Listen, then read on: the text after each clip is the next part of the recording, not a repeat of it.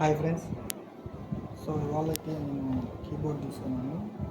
So చాలా బాగుంది. ఇదే తీసుకోవడానికి కారణం ఏంటంటే దీంట్లో లాస్ట్ టైం నేను ఒక వీడియో పంపించాను, కీబోర్డ్ని కస్టమైజ్ చేసుకోవచ్చు అని, ప్రోగ్రామ్ చేసుకోవచ్చు అని చెప్పి. ఇది ఏంటంటే పెయిడ్ వర్షన్ అనమాట, మనం చేసింది ఓను. సో కొంచెం ఫ్రీ అయ్యాను, మళ్ళీ స్టార్ట్ చేస్తున్నాను. సో మన దగ్గర రెడీమేడ్ ఫ్రేమ్స్ కూడా ఉంటున్నాయి. సో ఎవరికన్నా ఫ్రెండ్స్ కావాలంటే కొత్త స్టాక్ వచ్చింది, నేను ఫొటోస్ పంపిస్తాను, స్టేటస్ పెడతాను, మీకు కొత్త ఫ్రెండ్స్ ఏమి వచ్చాయి నేను చూపిస్తాను. సో ఇప్పుడు కీబోర్డు ఇలా వర్క్ చేస్తుందో చూపిస్తాను. సో దీంట్లో అయితే మైక్రాన్స్ క్రియేట్ చేసుకోవచ్చు.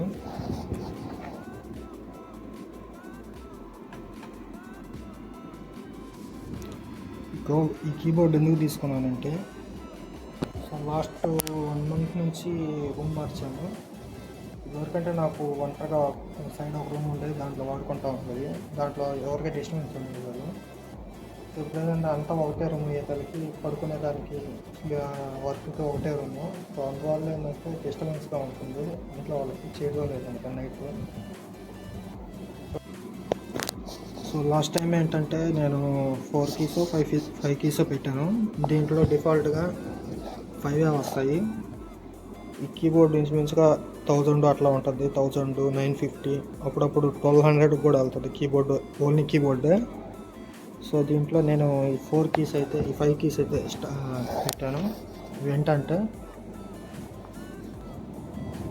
ఈ 1 వచ్చి ఫెదరు, అనుకుంటా, ఓకే, హ్యూస్, శాచువేషను, అడ్జస్ట్మెంట్కి. ఈ 4 వచ్చి PADSEV, ఈ 5 వచ్చి లెవెల్స్, ఆటో లెవెల్స్ అనమాట.